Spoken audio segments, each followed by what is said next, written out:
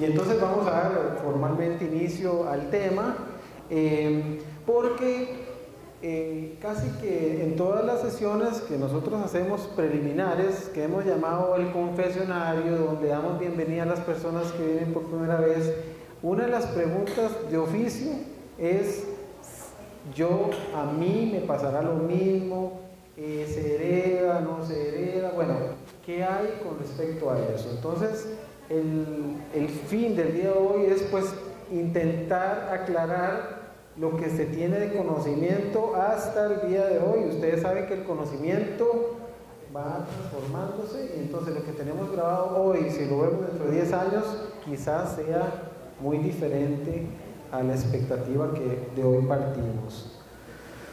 Y entonces efectivamente nuestro cabello, nuestros ojos, la forma de nuestros labios, ¿verdad?, está determinado por los genes que se encuentran en nuestros núcleos, que se encuentran arrollados en unos cromosomas. Nosotros todos tenemos 46 cromosomas, y ahí dentro está toda la información de lo que nosotros somos y seremos. Hasta hace algunos años se pensaba que ese era un dogma total. Ahora les voy a contar que no es tan cierto. Es decir, que toda la información de lo que nos va a pasar está ahí, y ya les voy a contar que no es tan cierto.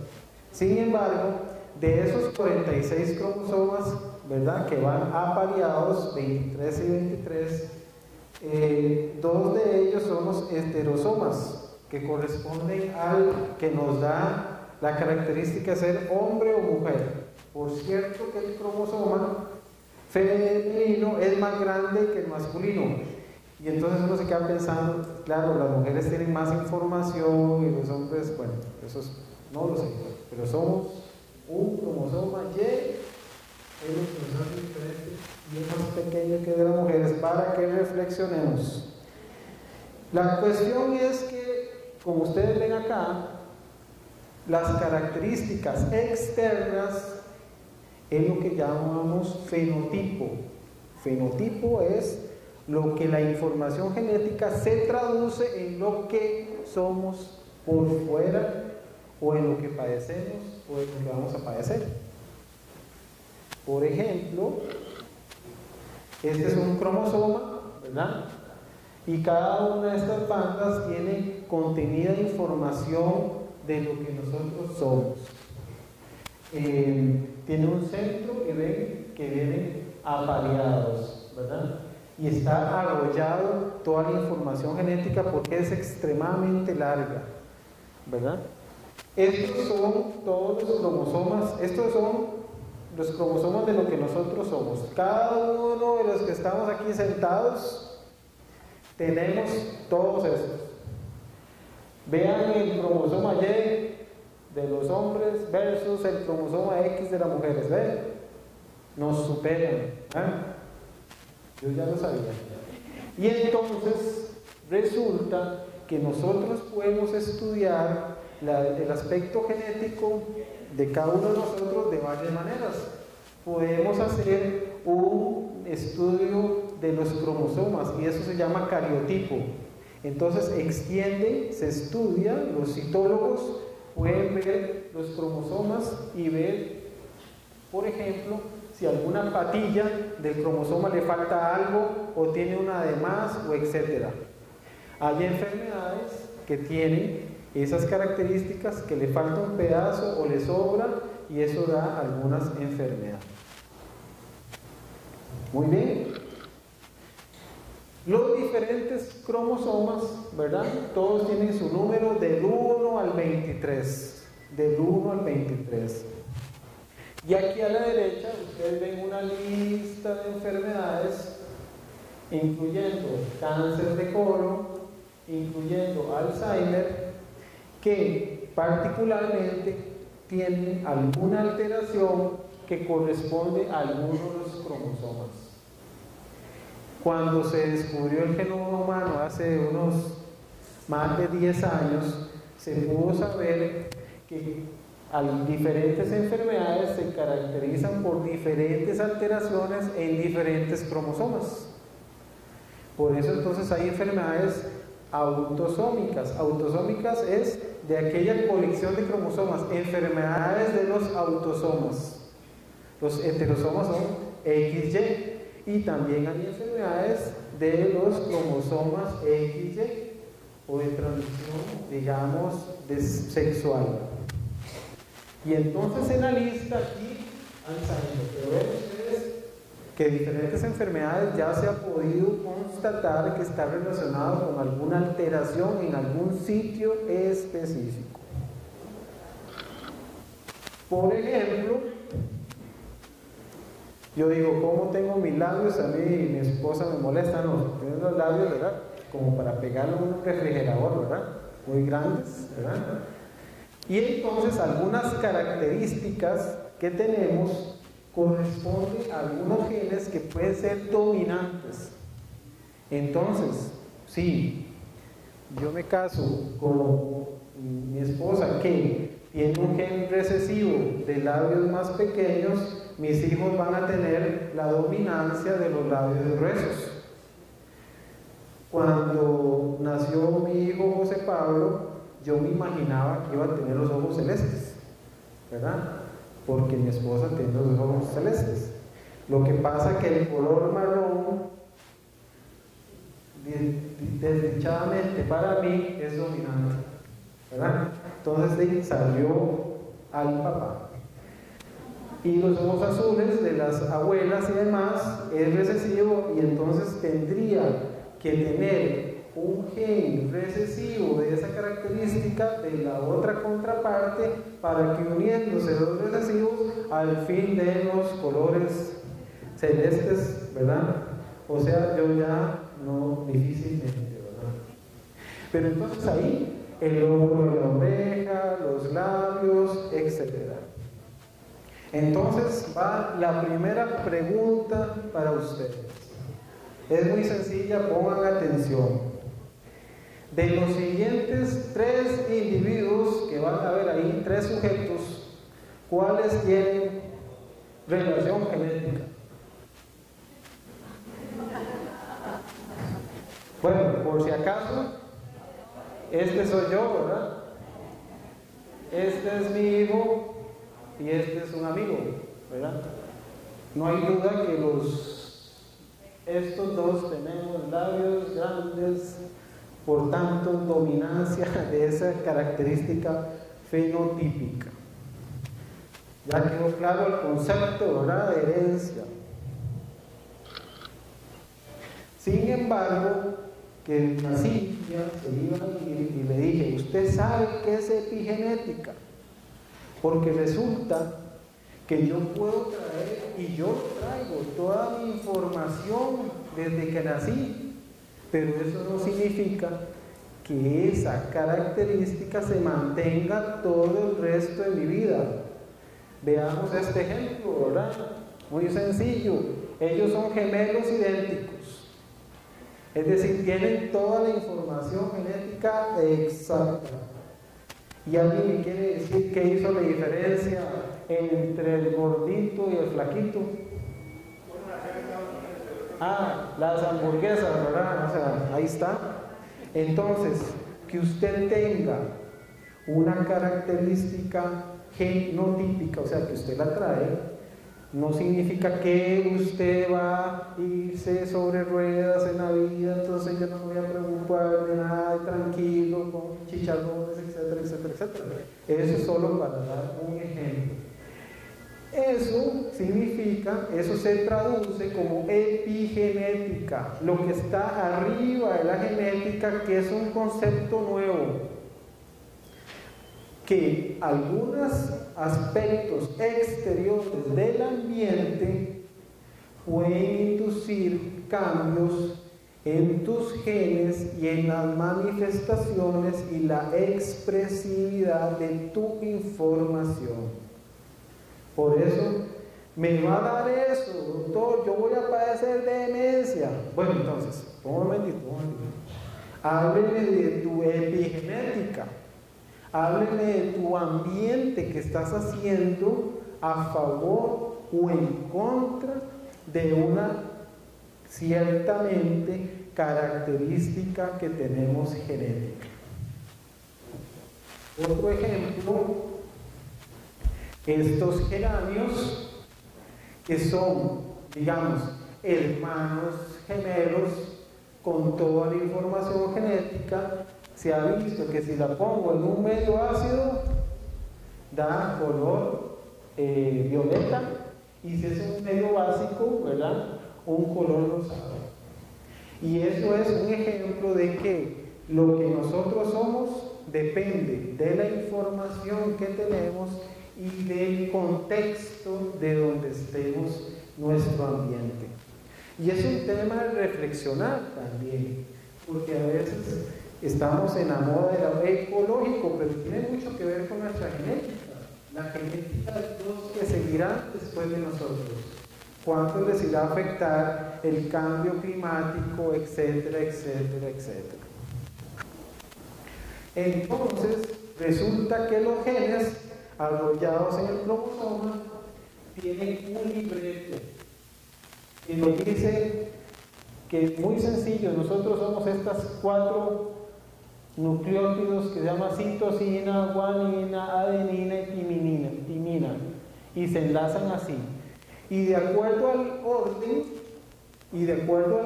se va a producir un aminoácido. Y en todos ustedes y yo somos eso, pero en diferente orden, porque yo no veo aquí nada igual a mí. Quiere decir que tenemos un orden diferente de eso. Ahora, ¿pueden pasar cambios en ese orden? La respuesta es sí, que es lo que vamos a ver, que se llaman mutaciones. Imagínense ustedes que el mundo va hacia un nuevo concepto que es la terapia génica. Probablemente dentro de algunos años ya se está haciendo, y por ejemplo alguna mutación produce una enfermedad por falta de algo. Si yo a ese individuo le saco unas células, le induzco un virus que no le enferma y le cambio la genética de esas células y se las vuelvo a introducir a la persona, puede mejorar o curarse una enfermedad. Eso va a venir, ¿verdad? Eso ya está sucediendo. ¿Y dónde está la información genética?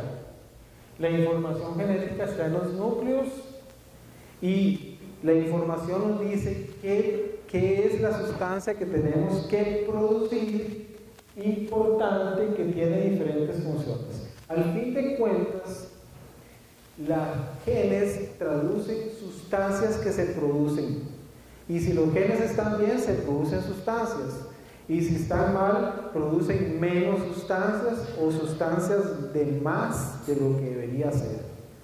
Eso es en general lo que pasa. Ahora bien, ya habiendo entendido un poco de genética, ¿verdad?, hablemos de la demencia tipo Alzheimer. ¿Qué sabemos? Se sabe bastante, no suficiente. Se ha llegado a la conclusión en este momento que la demencia tipo Alzheimer es de origen multifactorial, que tiene que ver la genética y que tiene que ver el ambiente que estamos hablando. Que cuando se han analizado en poblaciones con gente con demencia, se han visto que hay diferentes genes alterados, y que solo es la suma, cuando hay muchos, que se da un proceso de enfermedad. Lo otro es muy importante, que lo hemos hablado en varias oportunidades. El Alzheimer lo podemos dividir en el que aparece de forma temprana y que es de origen familiar. ¿Qué es un Alzheimer de tipo familiar? Es aquellos sujetos que padecen de la enfermedad de Alzheimer y que inician antes de los 60 años, y que además hay varios familiares en dominancia, o sea, mamá, hermanos, tíos y varias generaciones. Sin embargo, la demencia de tipo familiar es la menos frecuente, solo ocurre en un 5% del 100%, ¿verdad? Es lo menos frecuente. Cuando hablamos de demencia de tipo familiar, se han descubierto 3 genes alterados y voy a hablarles de eso un poco y qué es lo que queremos hacer en nuestro país. Vean qué son estos. Este es el gen, tienen unos nombres curiosos, ustedes después lo van a ver. El PSEN1 o el presenilina 1, el PSN2 y la proteína precursora amiloide. Estos son los más importantes en las demencias tempranas, familiares, la menos frecuente, la que en nuestro país no hemos podido definir un solo caso. No significa que no esté. Sí. Alzheimer. Hoy estamos hablando de Alzheimer, de tipo familiar, de aparición temprana y que varios miembros de la familia tienen. En nuestro medio no hemos podido definir un grupo familiar de eso. Sospechamos, pero no lo hemos podido definir porque habría que hacer esto que pronto les diremos que sí lo vamos a poder hacer. Vean ustedes que el primero, presenilina 1, es el cromosoma 14, ¿se acuerdan? Tenemos 46 cromosomas. Esa alteración, esa mutación se encuentra en el 14.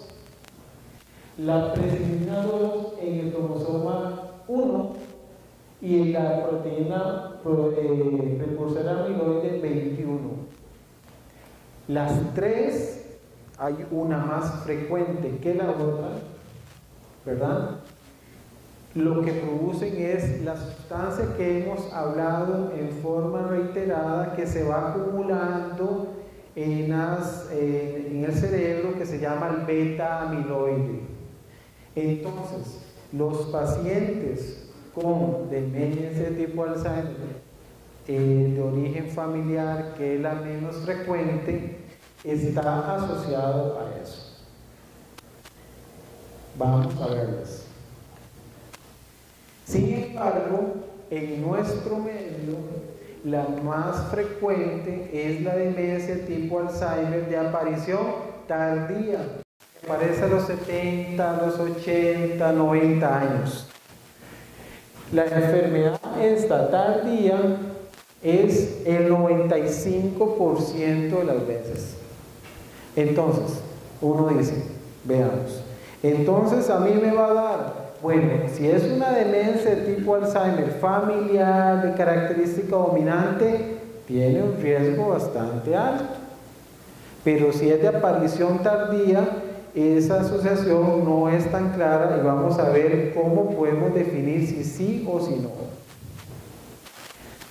Pero para que yo tenga un riesgo de padecer de demencia tardía, solo necesito un ingrediente. Es vivir muchos años, ¿verdad? Porque el principal factor es la edad. Si yo llego a tener 90 años, yo tengo un 50% de probabilidades ya de tenerla, o que lo vaya a tener. Lo que pasa es que, como es una enfermedad progresiva y lenta, de 20 años, si me da los 95, la expresividad fenotípica, ¿verdad?, no va a ser tan importante, a menos que, como Matusalén, vivamos 140 años o más. Entonces ahí sí vamos a enfermar de todos, ¿verdad? Entonces, recordemos, enfermedad tipo Alzheimer de menos de 60 años, menos de 65 años, es un tema a tomar en cuenta. Pero como vimos ahora, no todas las demencias son de tipo Alzheimer, ni todo defecto de memoria es Alzheimer. hay que partir de un diagnóstico muy bien elaborado. Resulta que para los más frecuentes, 95%, dos tardíos, hay un gen que se llama ApoE4. Ese gen, lo que sirve, el ApoE4 es un transportador de colesterol.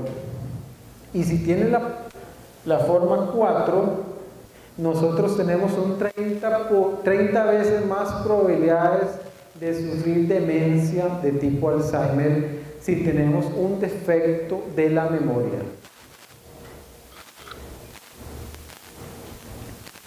¿Ustedes recuerdan esta foto? Tal vez la hemos presentado varias veces.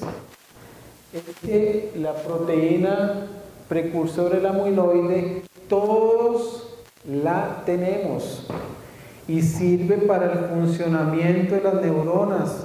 Y de hecho, esa proteína es normal y sirve para la memoria. El problema es, por ejemplo, que cuando existen esos problemas genéticos, se corta mal, se corta el espacio inadecuado y se acumula esto que les voy a mostrar acá,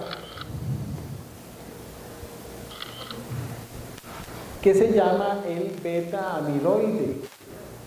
El beta-amiloide es el que enferma al cerebro progresivamente. ¿Y por qué se da eso? Por la presinilina 1, por la 2 y la proteína precursora beta-amiloide. Por trastornos genéticos, ¿en cuál? En las tempranas, la que es menos frecuente, la que en Costa Rica no hemos podido definir una sola. Entonces, no es que tengamos que tenerle importancia a eso, pero deberíamos enfocarnos a la otra, a la que a ustedes más les preocupa, que es las tardías. Bueno, esto es como para recordar. Imagínense que la presinilina 1 es la que está más estrechamente relacionada con las tempranas. Y hay hasta 170 mutaciones en sujetos que tienen eso, pero solo la presinilina 1 es la más importante.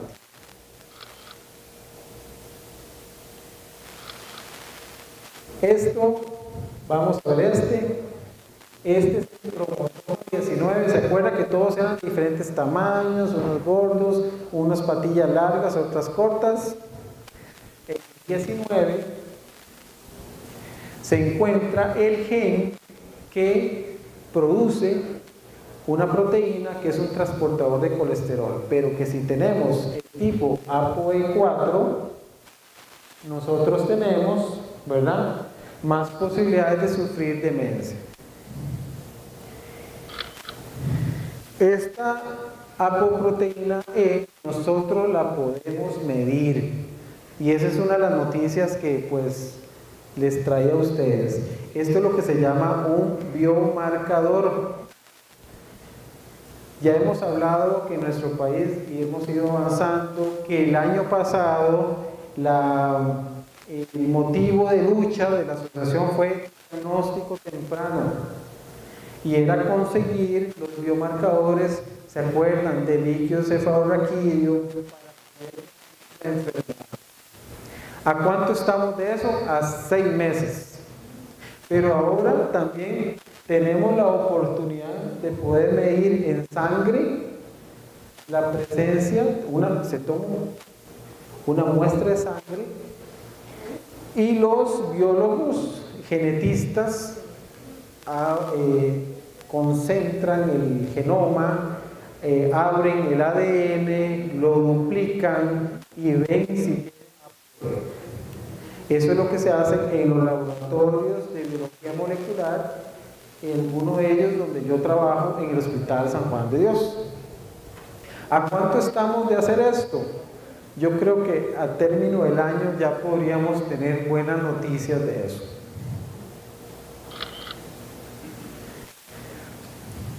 Resulta que entonces es muy importante decir que no es solamente la genética la que nos relaciona o nos da la enfermedad.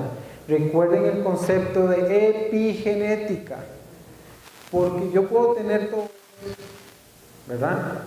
Pero si yo en el transcurso de mi vida tengo factores de protección, leo, hago ejercicio, me alimento bien, como antioxidantes, la expresividad de esto es mucho menos.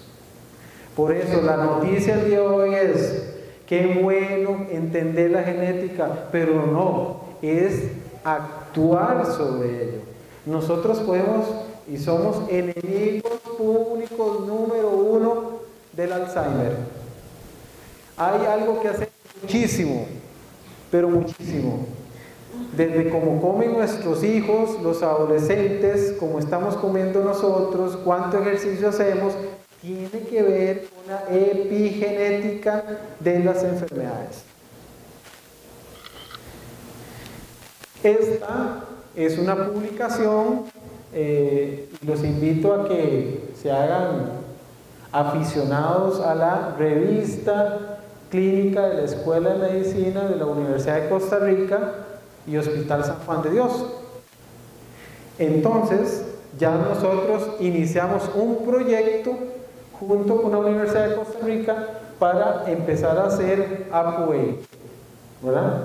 Entonces, eso es una arma muy importante de biomarcador de enfermedad para actuar. Pero mi mensaje de hoy, no esperemos, que es hacer desde ya con nuestras vidas una epigenética, ¿verdad? A favor de, no en contra de, ¿verdad?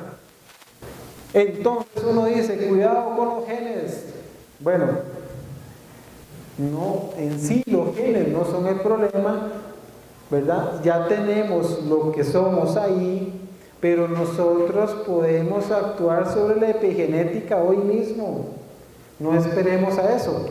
A veces partimos de prejuicios y conceptos muy negativistas de que no hay nada que hacer.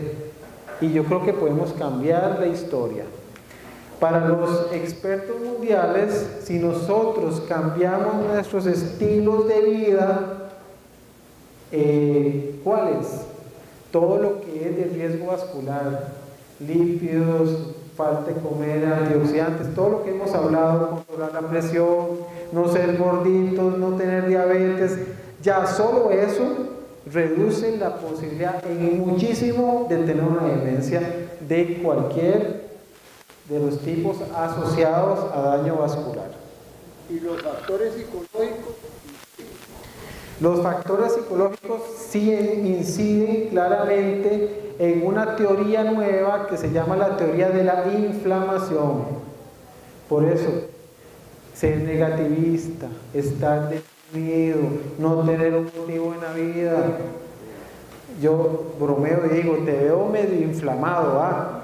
Eso es como, el cerebro se te inflama cuando andas así y genera más lesiones vasculares y depósito de amiloide. Pero si estás alegre, estás activo, haces crucigramas, y don Jorge es experto, ya aprendió a escribir con la mano izquierda, ¿verdad? Son factores de reserva funcional cerebral que te van a servir por si tu genética, si tus genes te hacen trampa. Ya tienes una reserva de defensa a favor de. Esta es la última lámina. ¿Qué quiere decir? Que nosotros tenemos genes, ¿verdad? Ya tenemos una carga de genes, pero no es suficiente uno o dos en contra. La enfermedad tipo Alzheimer tardía es la suma de genes asociados con riesgo de, pero tengo que tener como comprando numeritos, una carga genética tal de diferentes genes que van al final a causar la enfermedad. Puedo tener 1, 2, 1, 3, 5, 6 y no tengo enfermedad. es si se me acumulan mucho. Pero yo puedo actuar ahí. Yo no estoy diciendo hoy que podemos cambiar nuestra genética, pero sí podemos cambiar nuestro ambiente. Yo creo que con esta termino, y con una mentalidad positiva, con buenas noticias de que vamos con los biomarcadores de líquido, que vamos con los biomarcadores genéticos, pero que la lucha hay que empezarla desde hoy como cuidadores y de nuestros familiares.